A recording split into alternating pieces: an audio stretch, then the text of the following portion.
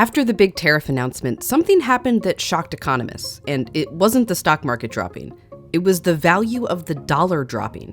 Usually in times of market turmoil, it increases because investors are flocking to the US for safety.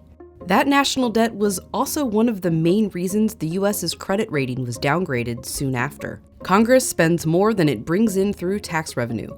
For 20 years, we've had a budget deficit.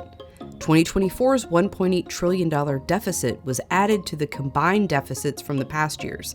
This is the total running national debt. It's a lot. But obviously our economy now is bigger than back then, so here it is as a percentage of GDP. This is a better way of looking at it. And sometimes it's necessary to go into debt. Big recessions, we want to maintain the standard of living. Pandemics, we borrowed a lot in the pandemic. Probably a really good thing to do in 2020. That's exactly when you want to be able to borrow. The problem is we borrowed when we weren't in the crisis. Which is how we got ourselves into a World War amount of debt. And carrying a large debt is concerning for a few reasons.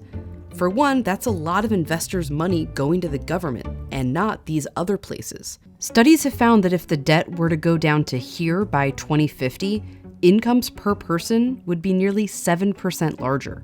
And secondly, well, this is what the government spent in 2024. Social Security and healthcare are obviously the big ones.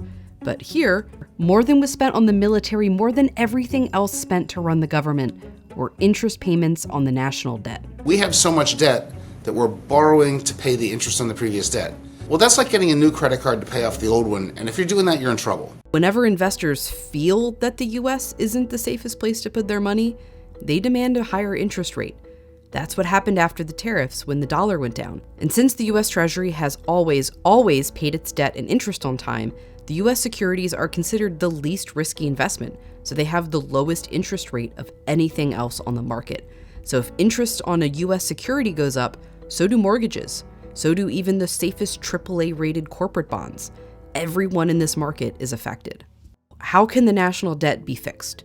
Some policymakers argue if the US economy does better, we can basically grow our way out of it. If more people make more money, that's more tax revenue, that's higher GDP, this ratio gets smaller. Economists say this could work if the debt wasn't already so big and spending wasn't also growing. And experts say the solution to the debt is simple. Congress needs to spend less and bring in more. So is the debt bad? It's not until it suddenly is.